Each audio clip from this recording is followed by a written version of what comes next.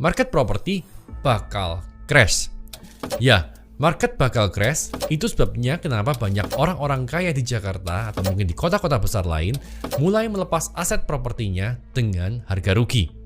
Assalamualaikum warahmatullahi wabarakatuh. Perkenalkan, kami dari kelompok 7 analisis keuangan kelas E yang beranggotakan saya Galileng Waspodo, saya Laili R. Afrida, saya Nadia Restianti, akan menampilkan hasil diskusi kami terkait analisis antara perusahaan di sektor properties dan real estate tahun 2018 hingga 2022. Untuk yang pertama yaitu analisis industri, di mana berdasarkan analisis industri ini dapat kita simpulkan bahwa semua perusahaan memiliki prospek yang bagus untuk berkembang, di mana hal tersebut didukung dengan modernisasi arsitektur bangunan dari masa ke masa. Lalu ada analisis aktivitas investasi. Berdasarkan kas dan setara kasnya sendiri, PT Agung Podomoro Land dan PT Ciputra Development itu lebih baik dari PT Alam Sutra Realty.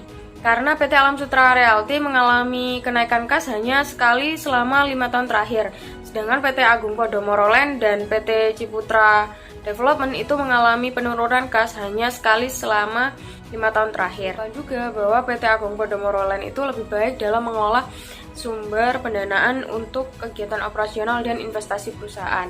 Namun jika ditinjau dari ROE-nya sendiri, PT Ciputra Development itu lebih mampu memberikan keuntungan bagi para pemegang saham perusahaan. analisis aktivitas operasi. Berdasarkan dari hasil analisis dari aktivitas operasi dari ketiga perusahaan, disimpulkan bahwa PT Alam Sutra Realty Tbk memiliki pendapatan yang cukup stabil dari tahun ke tahunnya, dari tahun 2018 ke tahun 2022, meskipun pada tahun 2020 sempat mengalami penurunan yang cukup drastis yang diakibatkan oleh adanya ketimpangan global diakibatkan oleh pandemi COVID-19.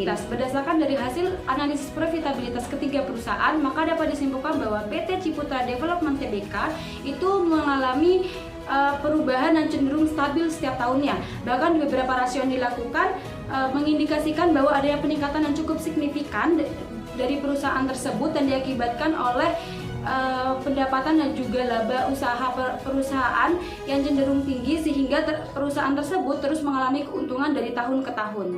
Berdasarkan dari analisis arus kas yang dilakukan pada ketiga perusahaan tersebut sama-sama mengalami penurunan cukup drastis pada tahun 2020 yang disebabkan oleh adanya pandemi COVID-19. Namun sejatinya PT Alam Sutra Realty Tbk merupakan perusahaan yang cenderung lebih stabil dibandingkan dengan kedua perusahaan lainnya. Ini disebabkan oleh adanya peningkatan yang cukup signifikan di antara ketiga aktivitas perusahaan tersebut. Namun berdasarkan pada analisis free cash flow yang dilakukan pada ketiga perusahaan tersebut, dapat disimpulkan bahwa tahun 2022 itu merupakan tahun emas bagi ketiga perusahaan tersebut, dikarenakan terjadinya peningkatan yang cukup fluktuatif pada ketiga perusahaan tersebut di tahun 2022 dibandingkan dengan tahun-tahun sebelumnya. Namun untuk PT Ciputra Development sendiri pada tahun 2018 sempat bernilai negatif. Analisis selanjutnya yaitu analisis kredit. Menurut analisis current ratio dan assets ratio, perusahaan yang paling baik adalah PT Ciputra Development Tbk atau CTRA, karena nilai rasionya yang rata-rata mendekati 2 selama 5 tahun terakhir. Hal ini menandakan bahwa CTRA memiliki tingkat likuiditas yang kuat, di mana aset lancar dapat dengan mudah mencukupi kewajiban jangka pendeknya.